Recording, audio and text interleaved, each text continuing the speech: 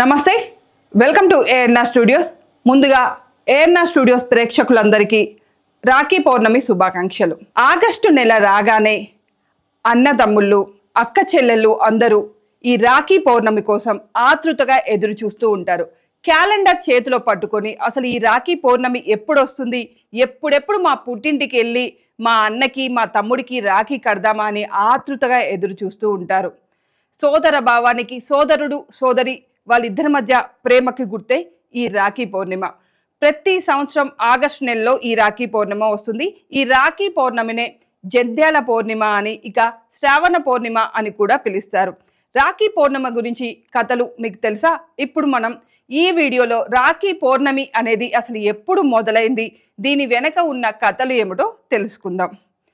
పూర్వం దేవతలకి దానవులకి ఎప్పుడు యుద్ధం జరుగుతూనే ఉండేది. ఆ యుద్ధంలో దేవతల రాజైన ఇంద్రుడు దానవుల రాజైన బలి చక్రవర్తి చేతిలో ఎప్పుడు ఓడిపోతూనే ఉండేవాడు. అలాంటి సమయంలో ఒకరోజు దేవతల రాజు ఇంద్రుడి భార్య సచీదేవి విష్ణుమూర్తి దగ్గరికి వెళ్ళి తన భర్తకు సపోర్ట్ చేయాలి అని చెప్పి విష్ణుమూర్తి చేతికి ఒక కంకణం కట్టింది. అదే చరిత్రలో మొట్టమొదటి రాఖీ.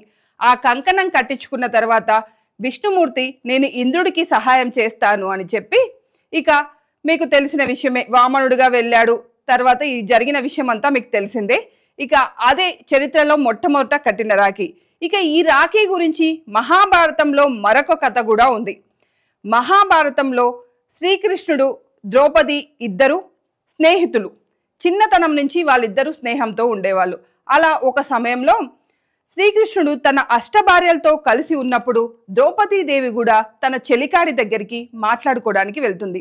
ఆ సమయంలో శ్రీకృష్ణుడు ఒక పన్నును కట్ చేస్తూ ఉంటాడు. అతని చేతిలో ఉన్న కత్తి తెగి అతని వేలుకి రక్తం వస్తుంది. అతని అష్టభార్యలు అష్టదిక్కులకి పరిగెడతారు. ఏదో ఒక గుడ్డ తీసుకొని ఏదో ఒకటి తీసుకొని వచ్చి అతని చేతికి కట్టాలి అని చెప్పి. కానీ ఆ సమయంలో అక్కడే ఉన్న ద్రౌపదీదేవి తన చీర మరకత మాణిక్యాలతోటి వజ్రాలతో నేసిన చీర అయినప్పటికీ కూడా ఏమి ఆలోచించకుండా ఆ చీరను చింపి కృష్ణుడి చేతికి కడుతుంది. అది చూసిన శ్రీకృష్ణుడు వెంటనే ఒక మాట ఇస్తాడు, నీకు ఏ సమయంలో నా అవసరం వచ్చినా ఆ సమయంలో నేను నీకు అక్షయంగా ఉపయోగపడతాను అని చెప్పి మాటిస్తాడు. ఇక ఆ తర్వాత ద్రౌపది వస్త్రాభరణం గురించి మనకు తెలిసిందే. ఇచ్చిన మాట ప్రకారం శ్రీకృష్ణుడు ద్రౌపదికి అక్షయంగా వస్త్రాలు ఇస్తూనే ఉంటాడు. అది చరిత్రలోని రెండో రాఖీ. ఇక ఈ రాఖీ గురించి మన భారతదేశంలో ఇంకొక కథ కూడా ఉంది. గ్రీకు చక్రవర్తి అయిన అలెగ్జాండర్ మన భారతదేశం పైన నిర్విరామంగా దండయాత్ర చేస్తూనే ఉంటాడు. అటువంటి సమయంలో గ్రీకు చక్రవర్తి భార్య, ఆమెకి ఒక సందేహం వస్తుంది. ఇతను పురుషోత్తముడి పైన ఖచ్చితంగా గెలవలేడు. పురుషోత్తముడి పైన దండయాత్ర చేసినప్పుడు నా భర్త పరిస్థితి ఏంటి అని ఆలోచించి ఆమెకి ఈ ఆలోచన వస్తుంది, భారతదేశంలోని మగవాళ్ళు రాఖీ కడితే ఆ రాఖీ బంధానికి కట్టుబడి ఉంటారనే విషయం తెలుసుకొని అలెగ్జాండర్ భార్య మన పురుషోత్తముడి చేతికి రాఖీ కట్టి నాకు రక్షగా ఉండన్నా అని అడుగుతుంది. దానికి పురుషోత్తముడు అంగీకరిస్తాడు. ఇక పురుషోత్తముడికి అలెగ్జాండర్కి మధ్య యుద్ధం జరుగుతుంది. ఆ యుద్ధంలో అలెగ్జాండర్ ఓడిపోతాడు. కత్తి పైకి ఎత్తి అలెగ్జాండర్ని చంపాలి అనుకున్నప్పుడు అతని కుడి చేయికి అలెగ్జాండర్ భార్య కట్టిన కంకణం రక్ష గుర్తొచ్చి పురుషోత్తముడు నా చెల్లికి నేను ఇంత అన్యాయం చేయను అని అలెగ్జాండర్ని ప్రాణాలతో వదిలేస్తాడు. ఈ కథ మన చరిత్రలో ఇప్పటికీ చెప్పుకుంటూనే ఉన్నారు.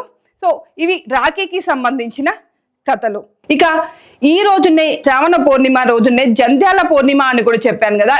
ఈ రోజు గురుకులంలో వేదాలు నేర్చుకోవడానికి కొత్తగా శిష్యులు జాయిన్ అవుతారు. వాళ్ళకి సంబంధించిన జంధ్యాలు కూడా పాతగా అయినప్పుడు వాటిని తీసి కొత్త జంధ్యాలు వేస్తారు. అందుకే ఈ రోజుని జంధ్యాల పౌర్ణిమ అని కూడా పిలుస్తారు. యావత్ దేశం మొత్తం ఈ రాఖీ పౌర్ణమిని వారి వారి పద్ధతుల్లో జరుపుకుంటుంది. ఏదైనా పండగ ఒక రాష్ట్రానికే పరిమితమై ఉంటుంది మన భారతదేశంలో, కానీ ఈ రాఖీ పౌర్ణమి మాత్రం యావత్ దేశానికి పరిమితమవుతుంది. యావత్ దేశంలో ప్రతి ఒక్క అన్న తమ్ముడు అక్క చెల్లె ఈ రాఖీ పౌర్ణమిని జరుపుకుంటూ ఉంటారు. మీరు కూడా మీ అక్క చెల్లెళ్ళతోటి అన్నదమ్ములతోటి రాఖీ పౌర్ణమిని సంతోషంగా జరుపుకుంటూ మీ మధ్య ప్రేమ అనుబంధాలు పెంపొందించాలని కోరుకుంటూ నమస్తే. మీకు ఈ వీడియో కనుక నచ్చినట్లయితే please like, share, subscribe to ANR studios.